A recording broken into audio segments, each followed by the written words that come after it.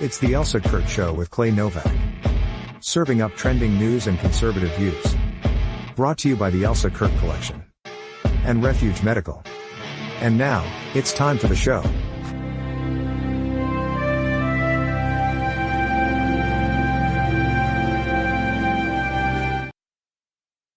Oh, hey, how are you, Clay? I'm good. We got another jam-packed show today, and there's stuff we're not even going to get to. Like, it's crazy, folks. I mean, it's Wednesday at 4:30 Eastern, and there's developing stories that we can't even get to. I mean, today is the day. Just up front, folks, there's shooting today at Fort Stewart, Georgia. 5 soldiers injured. That's not even developed enough for us to comment on. So as much as is going on, we can't even get to everything. But I'm good. I'm busy. How you doing? I'm good. Yeah, busy too. Busy day. I actually did not even know about that. I have not. I've actually not looked at social media or media in general, other than to prep for the show. Our very specific topic. So I'm in the bubble. I am unaware of everything going on. And my studio is a basement studio, so I am literally the basement dweller who has no idea what's happening in the world. It's kind of nice. I kind of like it. And it's cozy warm in here. I don't know about you, Clay. You're probably a typical guy and you keep your thermostat set at your AC at like 60 degrees or something insane. And my husband is that guy. He turns it on like, I don't know, March 1st, and it doesn't turn off until like November 28th or something insane. So I'm always freezing. So I like my little space down here. I am basement as well, which is why always the quarter zip. I always have something on. But normally I'm cold air. I'm perfectly fine, totally happy with cold air. But basement is a little chilly. Regardless, we do have a lot to talk about today. So let's get rolling right after this. Redistricting drama, media spin, and the usual double standards. The AP throws shade, Texas draws lines, and we're breaking down who's actually playing fair or pretending to. So get your popcorn ready and let's go. Do not be mocking me for that English voice. I love it. I knew you would. I knew you were going to get me on that one. I was just going to say, like, who did you import for this? So listen, I'm going to confess what I did here. So first of all, let me backpedal slightly and I'll make it quick. I answered some questions. I made a video where I answered some questions that people have been asking in the comments section on a video that I told them, go ahead, ask me questions. I'll answer them. And instead of me just reading off the questions and then answering them, I'm like, ooh, what if I have my chat GPT guy, because mine's a guy, read them, like ask me the questions. So that's what I did. But I had to confess, which I'm doing again here, that I not only gave my chat a name, his name is Oliver, I also trained him to speak in the manner of Cary Grant. Judge me all you want, guys. I don't care. Obviously, I care because I'm like defending myself. So, yes. So I still had that voice programmed in and I was like, oh, I'll just use it because I literally did it 5 minutes before we started. So, yeah. Listen, that, I'm the guy I would go, I would have Samuel L. Jackson or something like that. But, but Cary Grant's a good call. I like it. It's very distinguished. It's, yes. He's that guy. I always love it. It's one of my favorite memes where you've got Cary Grant dressed in a suit and an overcoat and a hat, right? And then you've got like a modern kid in skinny jeans and some other stuff. And it goes, something wrong happened between here and here. And I agree with that wholeheartedly. Me too. Yeah. Bring back Cary Grant elegance and class. And don't get me started. We got too many topics and I could talk about that one all darn day. So yeah, we're talking about changing gears here. I can't even segue. We're just going right in. This right here, the Texas Democrats travel in protest. So over 60 Texas Democrat state lawmakers fled to Illinois, New York, and Massachusetts to deny a quorum on a GOP redistricting session that could net Republicans up to 5 more U.S. House seats. And Governor Greg Abbott issued in-state arrest warrants and is pursuing removal of their seats.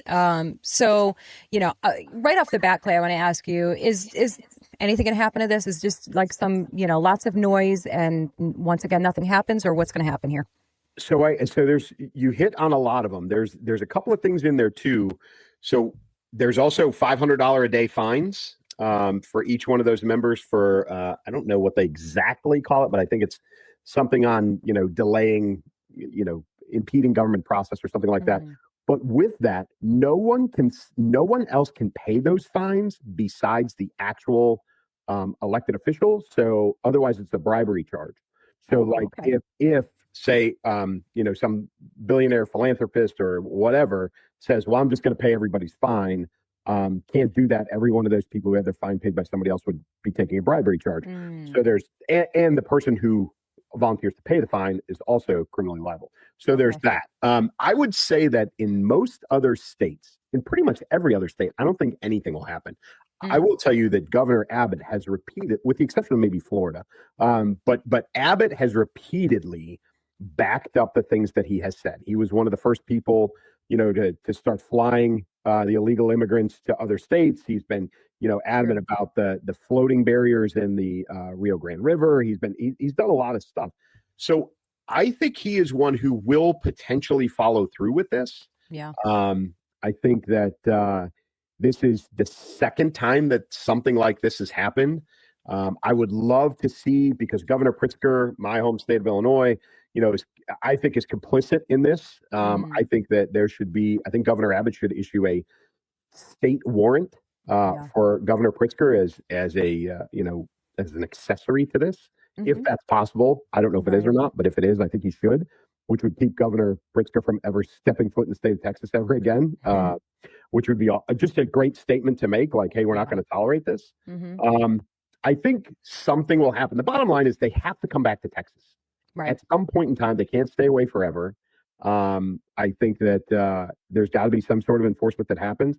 These lines are going to be redrawn. The quorum is going to be reached. The government process is going to go through. It's all going to happen. It's just a matter of how long do they delay this, and really what other votes or what other processes within the state of Texas get impeded by this absence. And I think the voters, Texas is Texas, like that.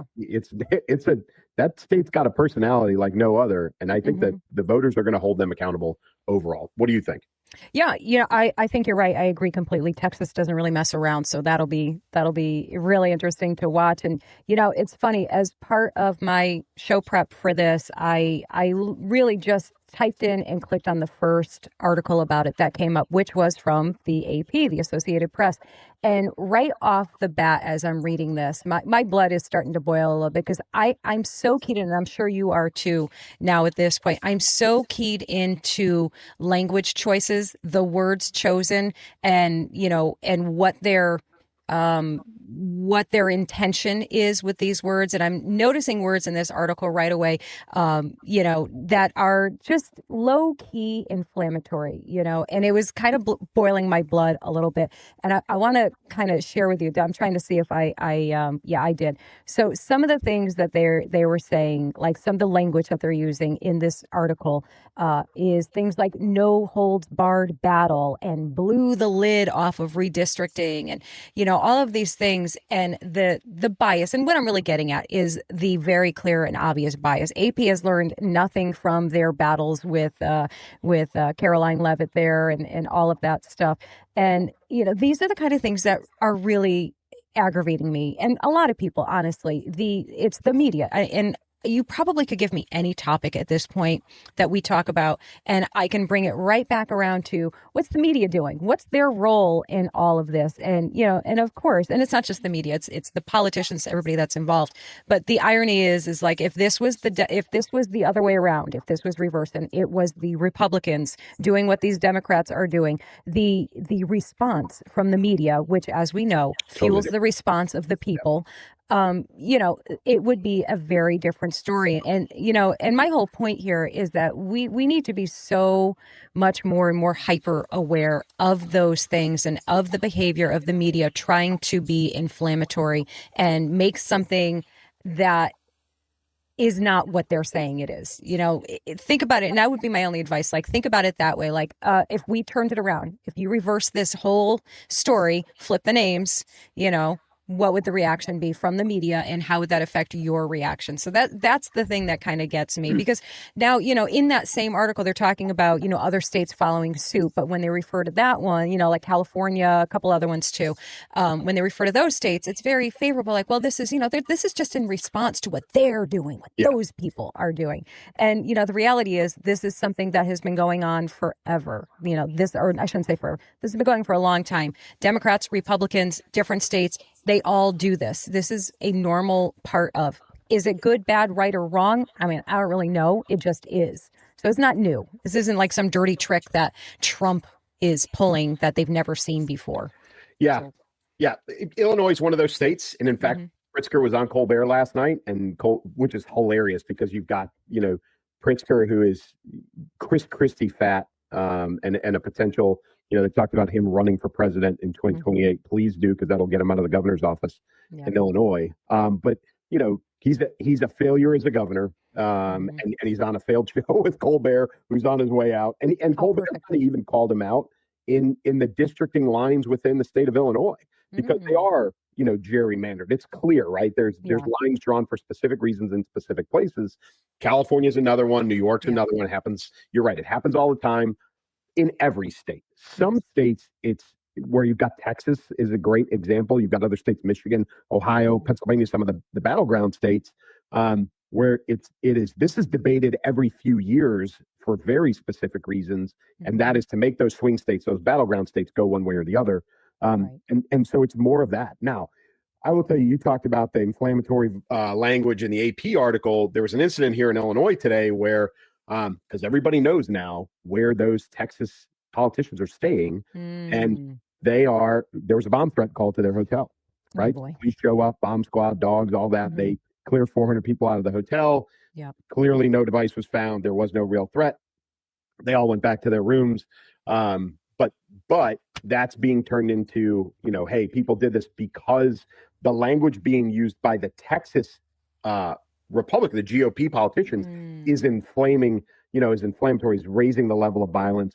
But on the flip side, you've got the AP article doing kind of the same thing. Right. And people do it all the time. Now, the most inflammatory in this entire thing is everybody's new favorite idiot is Jasmine Crockett. So one of the 5 seats that everybody expects to be flipped is, in fact, I think her entire district goes away. I believe so. In this whole thing. So she's really upset. And everybody's pointing the fingers at President Trump as opposed to Governor Abbott, which is weird. But they are. And so she got into a little bit of name calling with him. I think she called him a piece of shit.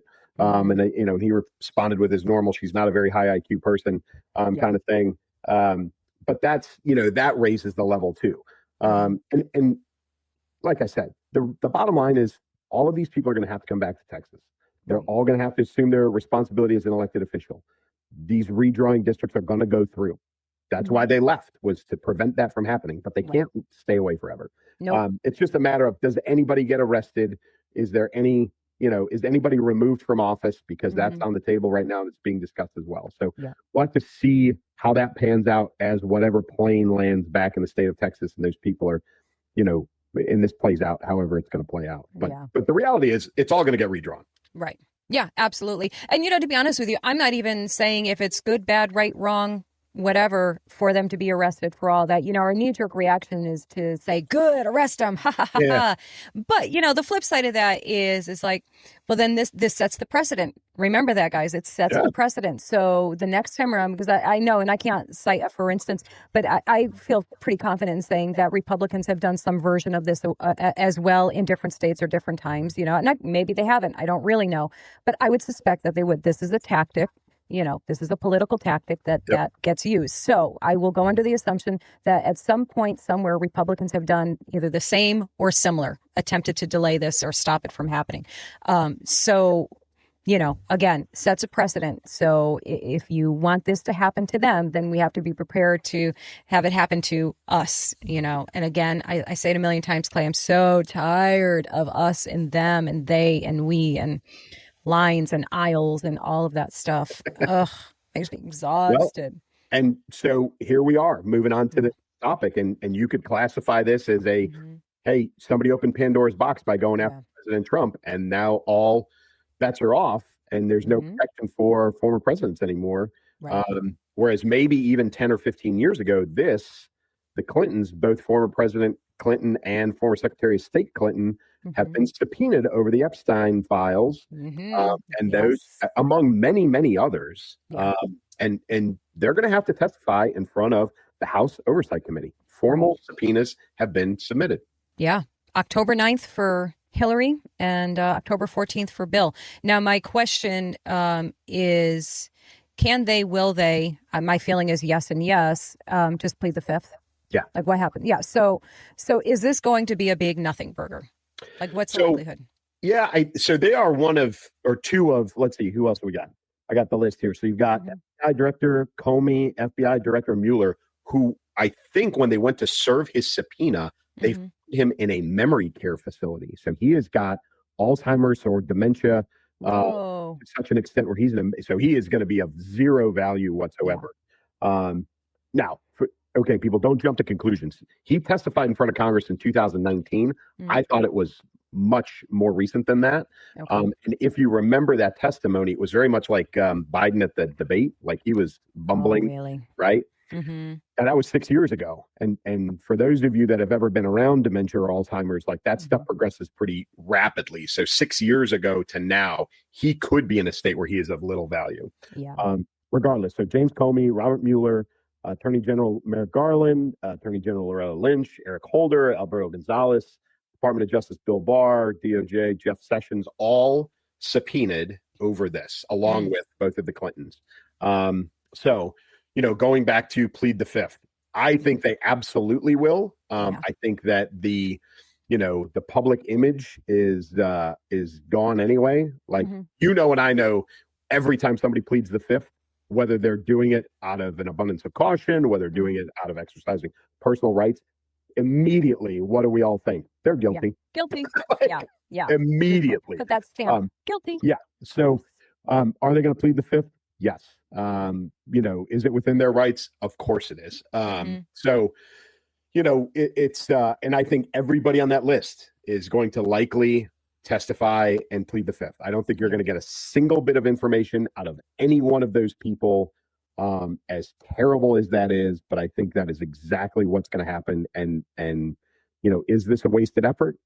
Yeah. I think it is. Do I think that they are,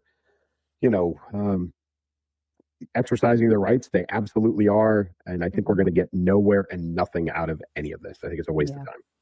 Yeah, it feels like, it feels like a little bit of theater, to be honest. And I get it to an extent, like, going through the motions of accountability, which is, of course, what we want. But we also know that reality of what they can do and what they are most likely to do. The only thing that could shock anyone is if one of them said, yeah, you know what, I'll talk. I'll tell you everything I got. They have nothing to gain from it. So there's no reason for them to, I don't really know how much they have to lose. It's not a criminal I don't know. Is it? I mean, can charges come from that by their testimony? I think that, so you've got, like, to me, I look at this and I say, why are they bringing those people in specifically? So that tells me that the previous investigations, plural, right, have been incomplete, have been, modified. Something's been hidden. Something's been left out. Something's been avoided. And now you've got some direct questioning to fill in some of those gaps or to confirm or deny what's in some of these reports. You can get testimony, like, as an example, President Clinton probably filled out a whole bunch of paperwork, affidavits, and all kinds of other stuff, right? Now they can sit him down, swear him in, and even potentially put him on television and ask him very direct questions and force him to give the answer we know he's going to give, which is the Fifth Amendment, Right. Or they can say, you stated previously XYZ. Is that true or is that not true? Right? If he's already stated it and it's already in the investigations and he doesn't confirm that that's exactly what he wrote, now we have a problem, right? Now there's a problem. Yeah. And then I think that's where it leads to potential criminal activity, which is what you were asking about, is are there charges potentially going to come out of this? And I think that's the only way that happens is if somebody, they pull out, because this stuff went on 5, 6, 7, 8 years ago. Yeah. But I think you're going to get a lot of Fifth Amendment and a lot of I do not recall. It's so funny that you said that because I was just going to say that, like, it's going to be a combination of those two, right? Like, I do not recall. Yeah. And I always love, and I mean this sarcastically, I always love the way they do it. They sit back and they're like, I do not recall. And then they sit back and not to my recollection. Yeah, very good. Right? It's pretty good.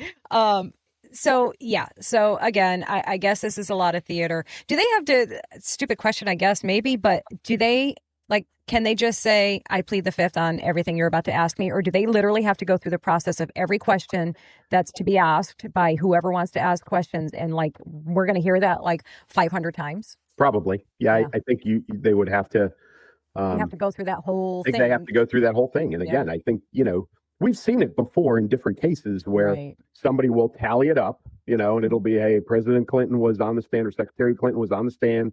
She was on the stand for, 2 hours and 17 minutes and she pled the fifth 37 times or whatever it is. There's always people that do that. It always makes for, interesting social media postings. But other than that, it's embarrassing. Now, interestingly enough, there is a strategy session that's going to happen headed up by the vice president. Right. And I think they even said it's going to be held at his residence. So the vice president, the White House chief of staff, the attorney general, Kash Patel, and the deputy attorney general. So this is a strategy session amongst them on all of these, on all of this testimony. So it's going to be very interesting to see how the attorney general gets in the mix of this, because this is the House Oversight Committee. This is not the Department of Justice. It's not coming from the White House, but there is some sort of strategy session. So my guess is they're going to go through and feed a bunch of questions to the House committee that's seeing this, overseeing this, and that's how that'll roll. But interesting crowd. Very interesting crowd. And, let's face it, I shouldn't say we're all, I know I'm going to tune in because even if they're going to be pleading the fifth every 2 seconds, every question, I want to see this woman and this man look uncomfortable and squirm. 100%. Right? And look furious because she is incapable of hiding her rage anymore. I don't care how many meds they pump her with. I don't think she can hide it. Right? Wasn't that the whole thing? Like they had her heavily medicated because her crazy rage. That's the word right there. Rage. Not angry. I am, me. There's only one conspiracy theory that I kind of follow along with, and that's the whole President Kennedy thing. But I did see an interesting one the other day about Secretary Clinton, and that all the way back to 2016, she had a health incident, and the Secret Service loaded her into Suburban, and they moved her out. I remember it well. And since then, there are people that swear that she has been replaced. I've heard that. I had never heard that theory before. And I kind of dismissed it, except for one very small detail, which I thought was brilliant. And that was she walked out of Chelsea's apartment building in New York City out onto the street with not a single Secret Service detail member escorting her out of the building. Not one. Nobody in front of her. Nobody behind her. Now, that doesn't mean there weren't guys on the street, but she literally walked out the door. Nobody with her. Nobody. Really? And that I thought was a little bit odd. The rest of it, people are talking about her nose and her chin and some other things, and okay, fine, whatever. But that little piece I know kind of caught me by surprise. But I'd never heard that theory before. I kind of missed it for the most part. But that one scene with her, I thought was very interesting. Yeah, I have heard that one. Of course, I'm sure we've all heard about the Biden clone, that he has many of them, that they say that, they just trade out actors as they, I don't even know. I mean, as they pass away or as they simply need them. And they do the same thing. They do the side by sides. It's always the earlobes. They're always talking about the earlobes, right. Listen, I am of the mindset that you cannot surprise me anymore. So if this were all true, wouldn't surprise me. If it wasn't true, wouldn't surprise me. I don't know. I mean, some interesting theories, let's put it that way, for sure. And I would never rule them out. There's too much stuff going on underneath the surface of what we all see. So all of those things are not only possible, but potentially even very likely. So I don't know. I don't know. That is a story and a topic for another day, right? Not when we have this many. No, that can't do it today. Can't do it today. Maybe one day, guys. You know what, guys? You know what you can do? Okay, this might be fun, Clay, or it might be torture for us. Why don't you guys in the comments tell us all of the conspiracy theories you would like to talk about? And we'll see which ones we can cover with that. I think in one of we did a holiday show, I think a couple of years ago, and we talked about we asked questions of each other back and forth. And I think you hit me with the conspiracy theory thing. I think you're right. We've touched on it a couple of times, but that would be a fun show. We could even do that one. Folks, we haven't done a live one in a while. Maybe we should do a live show and just open it up for questions from the fans. We could do one of those. I love that. I think that's a great idea. Yeah, okay. We absolutely should. We'll plan one of those. Yeah, definitely. My goodness, I'll definitely have to get my studying cap on and study up on my conspiracy theories. I think we're not even supposed to call it that anymore. Didn't we stop calling because so many of them have been that we call them just truths that haven't been discovered yet. All right, next one. Nancy Mace. I have feelings, Clay. Really? Yeah, I genuinely, and I see all over the place my exact sentiment. However, I do not like saying things like this, but I'm going to say it anyway. I'm not a fan. Okay. I don't. Why? She is so much. She's so much. And I think that she comes across as at times being a wee bit unhinged. And I am not saying that she is unhinged. I'm saying that her intensity is much for me. I would love to hear from the people who like her and admire her. And I certainly have tremendous respect for her. She was the first female Citadel graduate and South Carolina congressman. A lot of respect for that. I think that's cool. I do think she is a very dynamic, interesting person. She's positioning herself. What is she calling herself? Trump in heels? Is that it? Trump in high heels? I don't know. I mean, it's definitely very bold branding for sure. I just don't know if her intensity translates well to the masses. What do you think? Do you have a higher opinion? I like her. You do? Yeah, I do. I admire her for the Citadel thing because she is the first graduate, but she's not the first. She's not the first to attend, right? There was the young lady, I don't remember her name, who went in there, kicked open the doors, lasted 2 weeks, and she quit. But right behind her was, and it's not just Nancy Mace. There was a small number, handful of women who graduated with her. Yeah. She is in the first class that graduated women from the Citadel, and I think that formed a lot of who she is as an adult. That experience, those 4 years. She didn't take the commission as a military officer as many do out of the Citadel. But I think that formed who she is as a person. Yeah. I like her because she does. You're right. She's an intense lady. She doesn't take crap from anybody. No. To the point where she even last year, what was it? She posted a naked silhouette of herself. Yes. Right. And she's a big proponent of criminal charges for revenge porn, which she's been a victim of. Right? Yeah. She put a picture of herself, naked silhouette of herself up in Congress, right, to make a point. And I know that's a lot for some people, right? But I do like her, but I think this, because we've also had Marsha Blackburn just today announce that she's running for governor of Tennessee.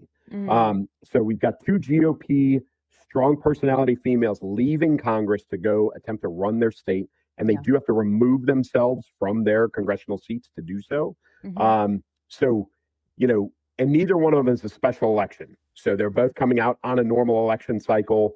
Where replacements will be elected on a normal cycle, no special election required.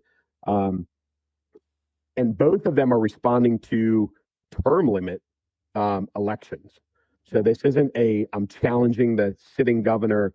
Both of them are in states where you've got a term limit governor and they've got to be replaced. So they're stepping out of Congress to do so. And they're both doing it. Now, here's the argument, right?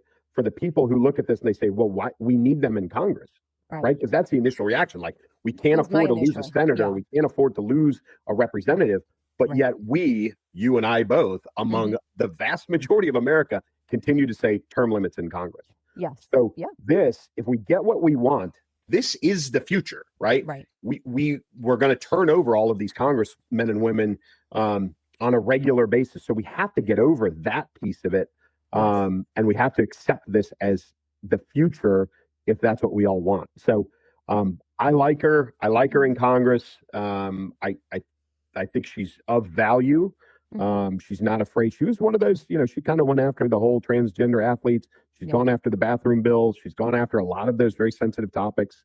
And she'll do the same thing for South Carolina. I just, it's tough that we have to lose them, but I think it is also the right thing to do. Yeah. Yeah. I'm certainly not against her becoming the governor there. I think I just simply would want for her to, like, I guess my issue here kind of comes down to, is this authentic or is this, theater? Again, is this just grand dramatics that you're doing all the time?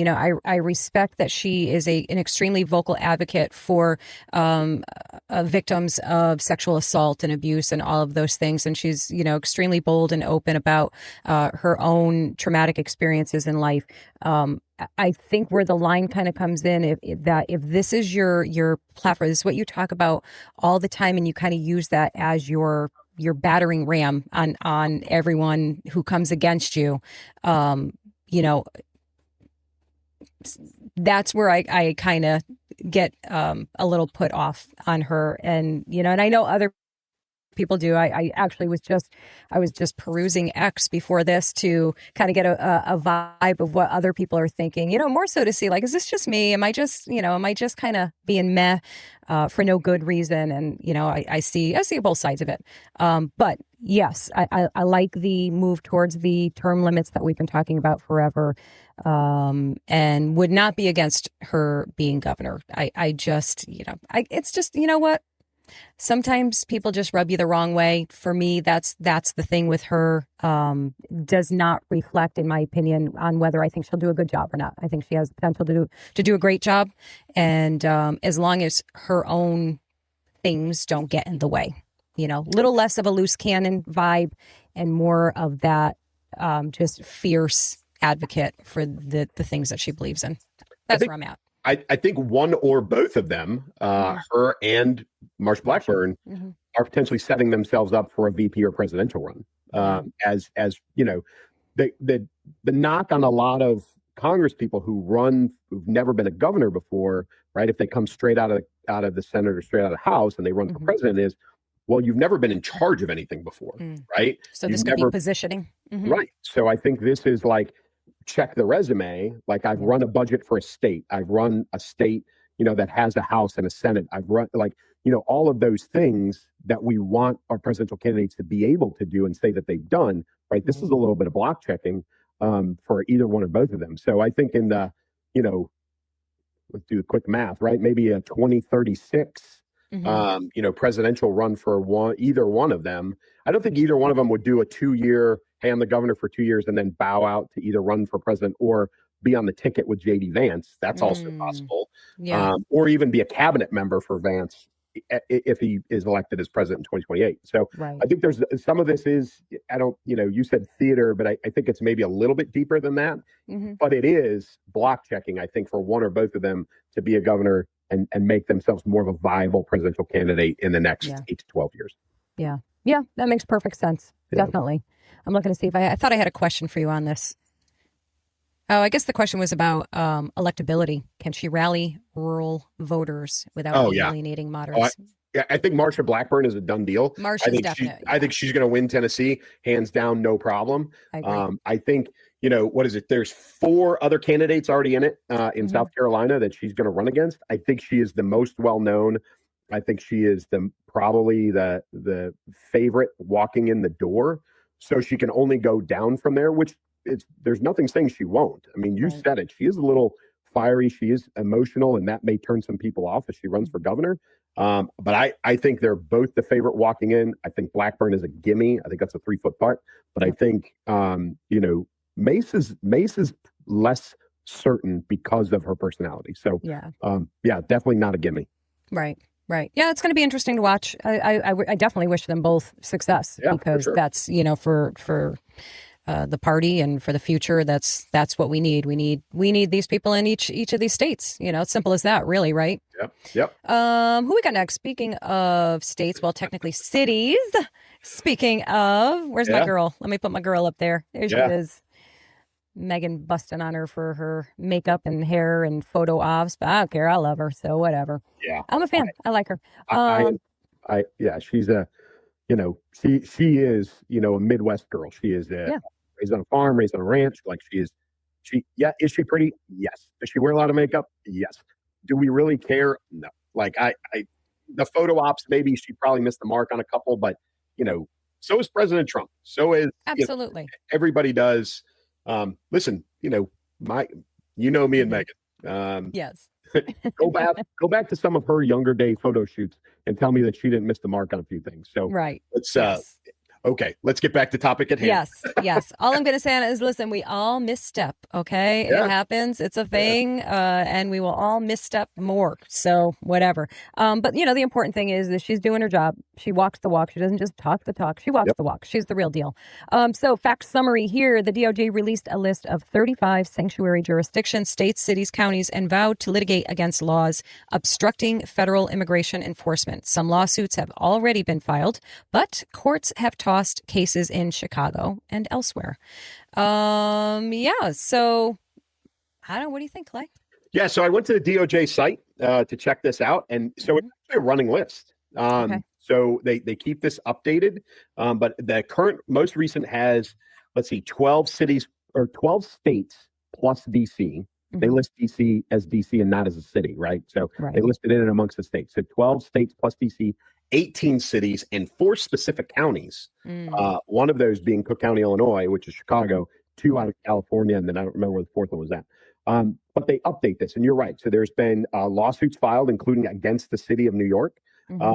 This is, in violation of federal law. They're essentially impeding the enforcement of federal law. Right.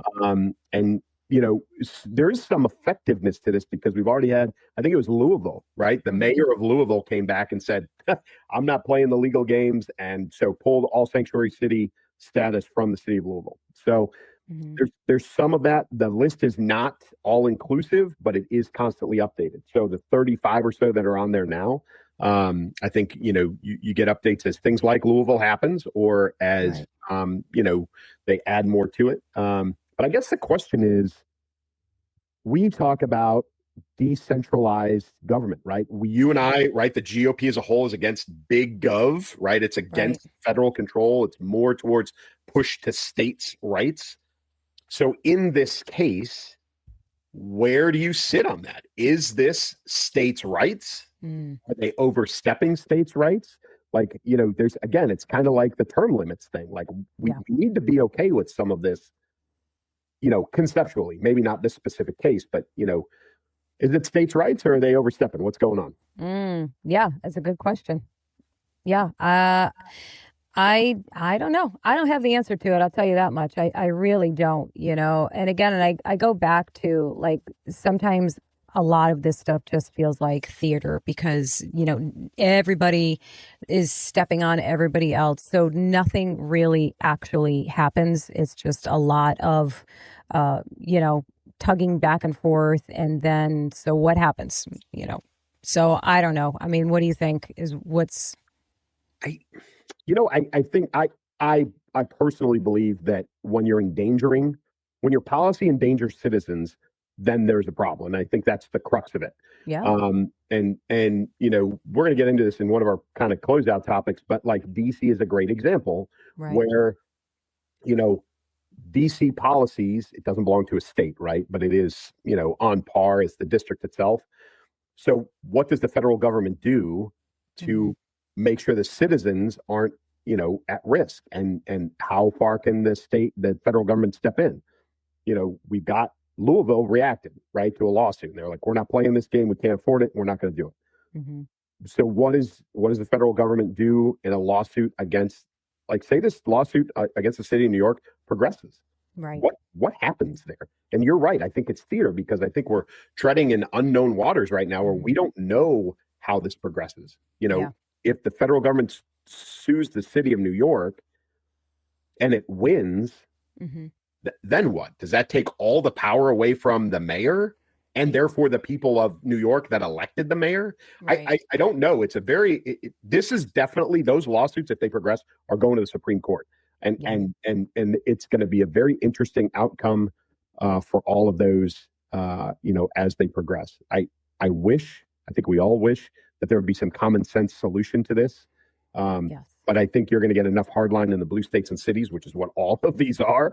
That are surprised. Yeah, they're not going to back down from it, and I think it's going to get a little bit ugly. Yeah, it definitely is. And I thought of our, I've had this running thing week to week of something fatigue every week. Yeah. This week, for me, I don't know about you, this week for me, it is lawsuit fatigue. I have lawsuit fatigue because the court system is so saturated with these lawsuits that this will be going on for like 20 years before we see any kind of, actual resolution. I mean, that's what it feels like. I don't know if that's the case. I know lots of them get tossed as they start to move along or get really looked at. But I don't know about y'all, but I definitely have lawsuit fatigue because that's the word you hear every 2 seconds. So-and-so is filing a lawsuit against this one. And, and that's kind of the last you hear of it for a little while. So because it just sits in the system until it can be taken up.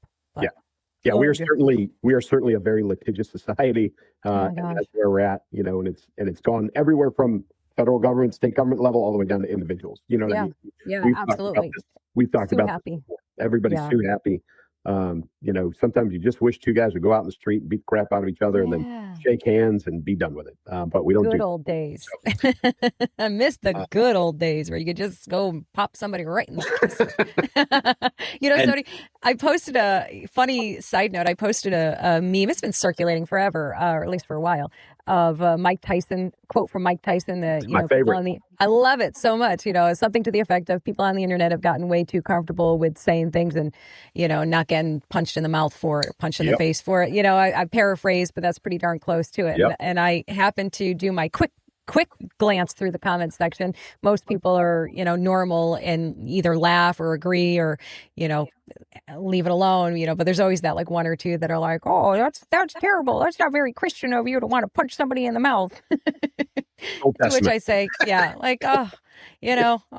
that I say my favorite phrase or one of them, which is cry more. Yeah.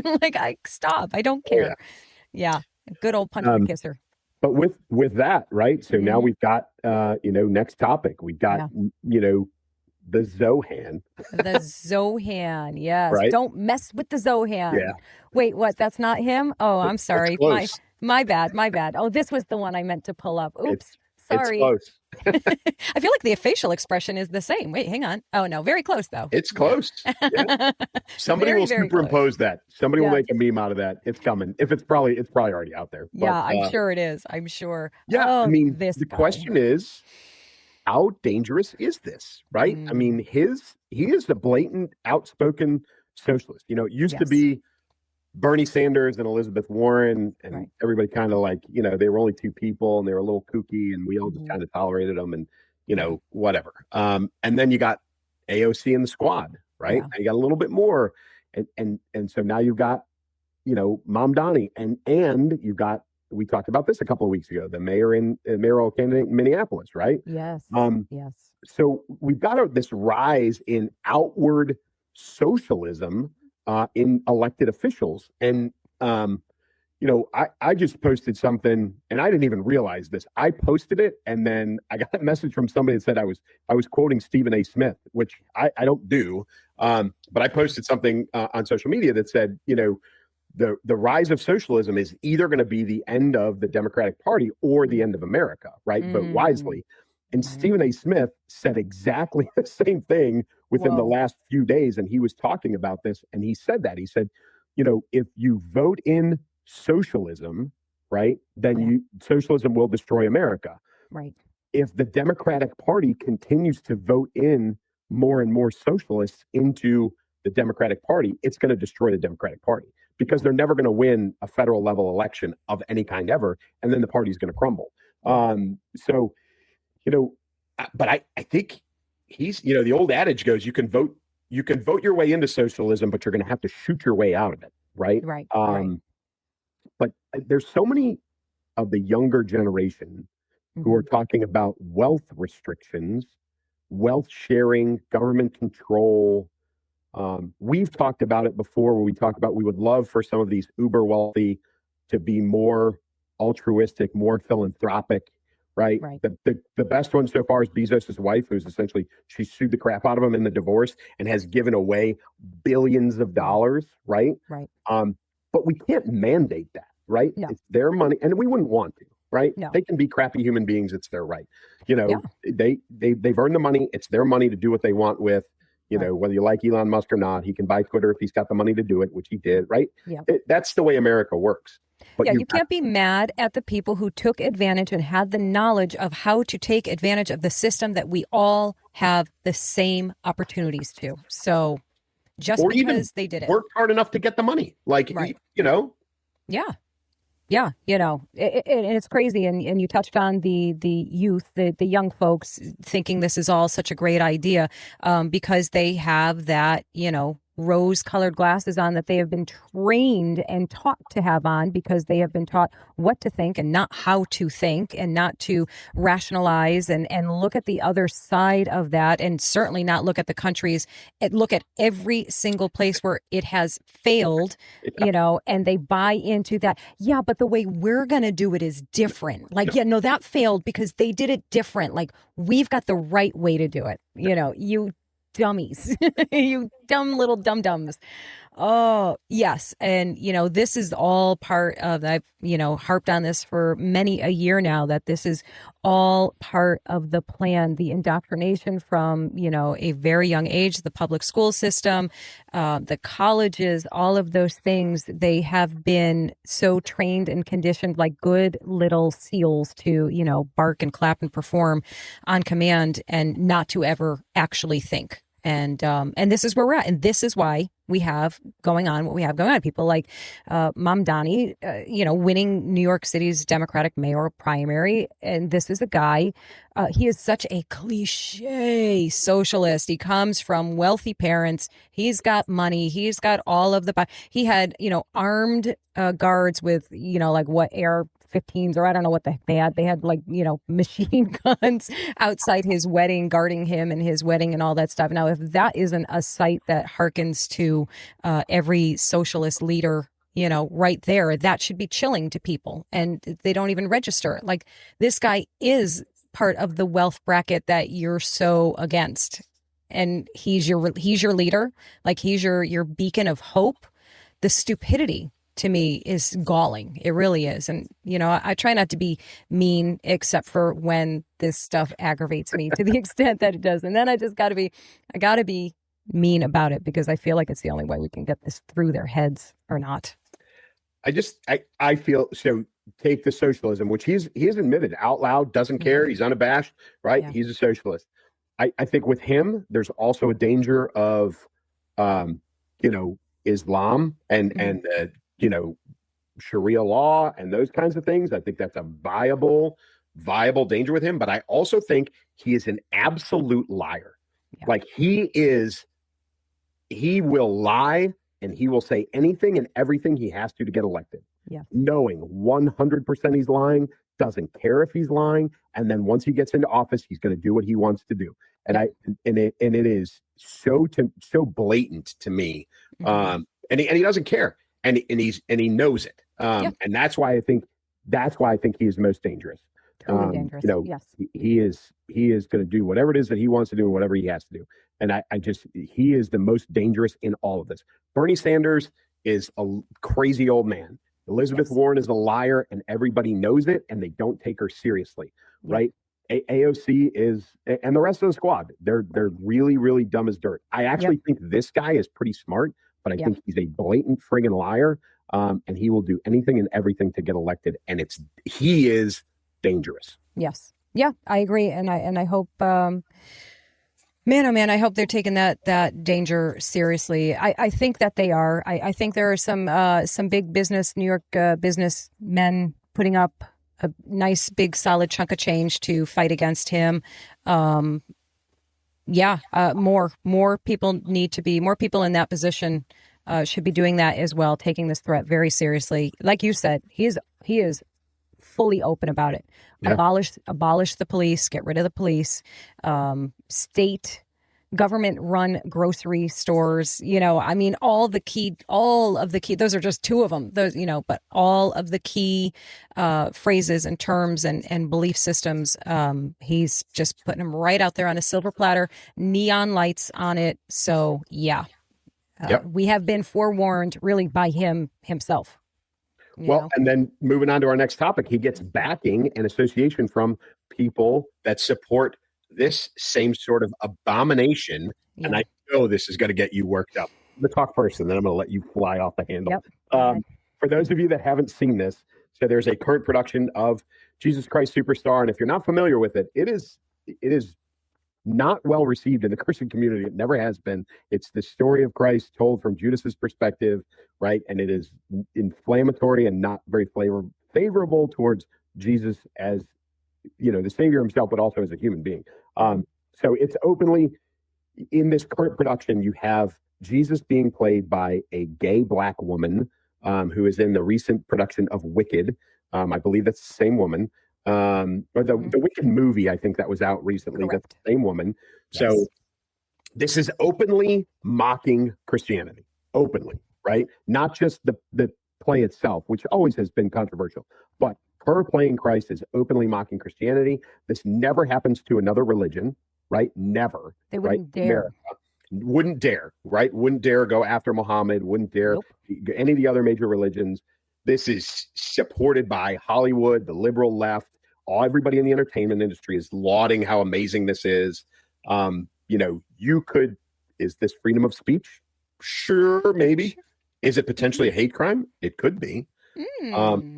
But the one thing that I want to see, which you will never see, is I want to see Malcolm X played by an elderly Chinese woman with an amputated arm, just to prove a point, right? I love that. Or she can't, do the right. She can't do that, right? Nope. So, but I want to see that, right? Yeah, I want to see that. Fair. I want to see that kind of diversity, but you'll never see it. Okay, only attacks on white Christians, specifically male, most of the time. Only those cases are these played by people who don't fit that bill physically, physiologically, et cetera, et cetera. Okay. Yeah. I've said my piece. Yeah. So, so to state the obvious and to echo what you said, this is obvious rage bait. It's, more theater from the theater crowd.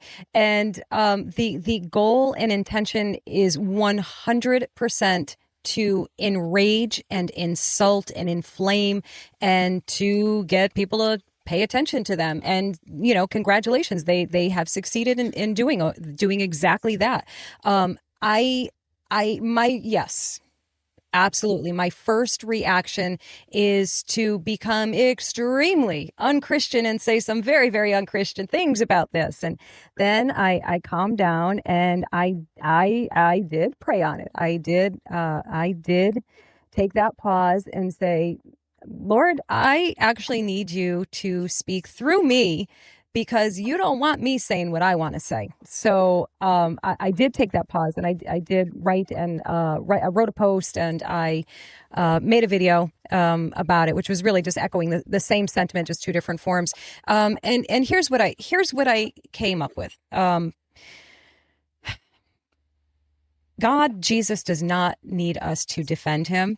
He's got this. And I have come to a place where I feel very sad for them. Y'all can choose to believe whatever you want to believe, but I am speaking from my belief system, and this is what I believe, and you are, of course, welcome to disagree with me. I believe that they will someday answer to the King of all kings, and woe to them when that happens. And so I think it's my job as a Christian to pray for their souls and pray for their repentance. And, do I think it'll happen? I mean, not for me to say because, their conversations with God are their own. I think that we as Christians, as followers of Christ, if you don't want to call yourself a Christian specifically, so I know there's people that don't want to be called that, and even though they're followers of Christ. So however you want to phrase it. just, you know what, let's not get angry about it, because that's what they want. That's what they want. Jesus is perfectly fine. He's got this 100% and more. So we will pray for them. Yes, it absolutely is appalling, disgusting, disrespectful. The attack, like Clay said, the attack on white Christians is obscene, to say the least. And, at this point, gosh, we're so used to it. We're so used to it. It's like, really, like you literally cannot hurt me with this disgusting, deliberate, I'm adding it back to the screen here. This display of disrespect and mockery.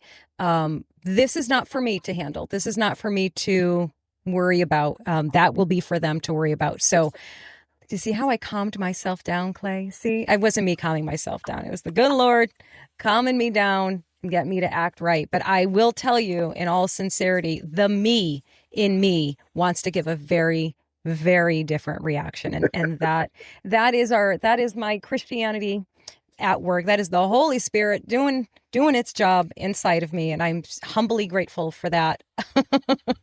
So yeah. That's it. I'm off my soapbox. Okay. I hope I talk somebody else off of the rage ledge there. On you for your calm and sincere response to that. I was expecting a little bit more animation, but good for you. Yes.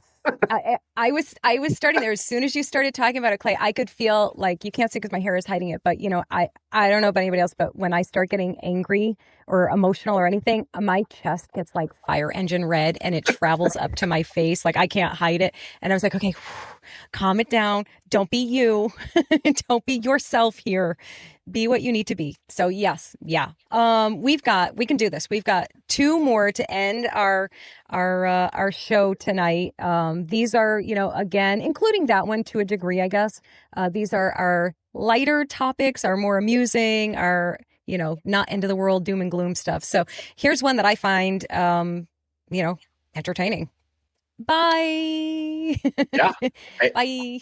And this goes back to one of the things that we were talking about earlier. And this is capitalism at its finest. This is Colbert. Sirius Radio has canceled Howard Stern after however many years it's been. Yeah, like 25 years, I think. Yeah. But he, listen, Howard Stern years and years ago was the best thing on the radio, which is why not only did Sirius pick him up, they had him on 2 channels, right? And he had his own channels. So, but he didn't evolve with the times. Anybody who does anything the exact same thing in entertainment for 20 years is bound to end, no matter who you are. Even if and he tried to change with the times and failed because he got to be very, he got to be an angry, guy, and he's yelling at people, and, he's very anti-Trump, which, the American public has shown time and time again, that is not the position to take. And he's paying for it. So he has been canceled at the end of this contract. It will not be renewed, and the Howard Stern show will go away forever. And Bye. I, for one, who really never listened to Stern, it's not even that I am happy, it's that I really don't care. But he got what he deserved. He got what he earned at the end of the day. Listen, he asked for it. He came right out and said, if you are a Trump supporter, don't watch my show. Don't listen to my show. And it was like, all right. I mean, stop. You're hurting me. I'm good without your, vulgar, mean-spirited, sexist, insulting, cranky old lady shtick. It's tired. It's old. We're sick of it. Nobody cares anymore. And I don't know if I have the numbers on here. Do I? I think his viewership went down. Yeah. So it went from like tens of millions to near extinction. But I had the exact number. Darn it. I think it was something like from, I don't know, well, millions to about 125,000 followers that he went down to. Millions to thousands. That tells you everything you need to know right there. I believe, let's see, I'm looking for it here. It was a $500 million Sirius XM contract. So that's what he had. It was a $500 million contract. And now it's winding down. It's done. And it's because of all of that. And he, like so many people of that mindset, that leftist mentality or liberal mentality during COVID, I think, I could be wrong, I think that is when he truly started to lose it. He became one of those terrified. And I think he's always had open about, like, he's a really neurotic guy. Like, that is his thing. Like, he's super neurotic. I think he's like a germaphobe, all that kind of stuff. He's got some stuff going on there mentally. And I think that was like a final break for him. It instilled a deep fear of the world. And he's already, these people are already in their isolation bubble. They're already so sheltered and in their echo chambers, and, everybody telling them how great they are and they're right about everything. And yes, sir, you're the one. This is what happens. So, goodbye. And same, Clay, I watched decades ago. And even then, only just to hear what the fuss was all about, found him briefly amusing, but overall, it's always been that mean-spirited thing. He's a bully. He's a bully that hides behind a microphone. Yeah. Again, in a different time in America, would get popped in the mouth on a regular basis because he runs his mouth. And there's a prime example in his past, which I know he would prefer that people don't ever bring up again, which is being brought up again. And that's, Dana Plato, who played the sister on Different Strokes, who had a rough career when she left that show. She had drug and alcohol issues. She did some, adult film stuff. She did some other things, and he brought her onto a show. And truthfully, my understanding was at the time she was kind of in a recovery mode. She had very little money to her name. Brought her on the show, ambushed her with some really, really horrible stuff, bullied the crap out of her, and that night she killed herself. And it was a direct result of how he acted to her, the position he put her in on the air in front of all of his listeners at the time. And he's directly responsible and never held accountable for it. So there's a lot of people bringing that up and saying, good. It's good to see things cut, and you don't ever want to hear that, but, justice is being served all these decades later. So, but he's a bully behind a microphone. And he's not at all what our man Big Balls is. I know that you wanted me to say that and not you. I'm going to say it. I can't. I can't do it. I can't do it. Our guy, listen, this is Big Balls. I'll say it again. So he was one of the Dodgers, right? So he was one of these 19-year-old programmers who everybody was so afraid of. So him and his significant other, a young lady, were in Washington, D.C. There was an attempted carjacking by anywhere from 2 to 12 people, right? There's 2 people have been arrested, so we know 2 for sure. There's more than that. Him and his girlfriend were about to get in a car. There was an attempted carjacking. He shoved her into the car. He closed the door, and then he turned and stood up to this crowd of people in Washington, D.C. who were going to carjack him. He took the beating to protect his girl, right? Yeah. You saw the picture. I'll put it up again, guys. Sorry to show you right? That's his own blood. He got beat up. There were thankfully police nearby that responded, reacted, and they broke it up. They arrested 2 on the spot, a male and a female. A bunch of other kids took off, so anywhere from 2 to 12. But old Big Balls stood up, and protected. Making that name proud. Protected his girl. And this is where the discussion of federal control over D.C. came from President Trump as well as from Elon Musk. But that's it, folks. That's a man, right? He's 19 years old. He's a skinny kid. He's a programmer, but he did the masculine, thing. He stood up and he protected his woman, and he took the beating. And sometimes that's what you have to do, right? Take the beating. And good on him for doing it. Yeah. God bless him and his non-toxic masculinity. That was man, oh man. Because we saw the picture. He's a lean kid. He's a young kid. And he knew what he knew what was going to happen to him. Yep. He knew he wasn't coming out of that clean. Nope. And he's concussed and pretty banged and bruised. But I bet he is feeling damn good about himself. Yes, good on him. That is a man right there. God bless him. And that was our last topic. Man, oh man, like Clay said at the top of the hour here, we have so many other things that we would have loved to, talk about, and so many things that are ongoing right now that we will be talking about in upcoming episodes as we get more concrete info. Because as you know, we do not like to join in the presumptions and half-truths and all of that stuff. We want to give you the real information. And that's what we'll do when we have it. So thank you guys so much. Clay, great job picking those topics. As always, will you please close them out for the evening? Yeah, folks. So Elsa and I are about to take our normal annual fall break. We're going to take the next 2 weeks off. We usually do this at the second half of August, or section of August, so that we can do a little bit of family time and enjoy our lives. So we're going to take a break for a couple of weeks. We will be back. in 3 weeks, the next 2 weeks, there will be no new shows, although Elsa is constantly creating content. So there's always stuff to look for from her. But for this show, we will be back in a couple of weeks, and we love y'all. And maybe we'll put together something to do that live show. But pay attention. We're not going away. We will be back in a couple of weeks. And until then, from me, keep moving, keep shooting. We love you and we'll miss you, but we'll see you when we get back, guys. Take care. Prepare for the re-release of Clay's electrifying novel, Keep Moving, Keep Shooting. This is book 1 in his gripping Terry Davis series.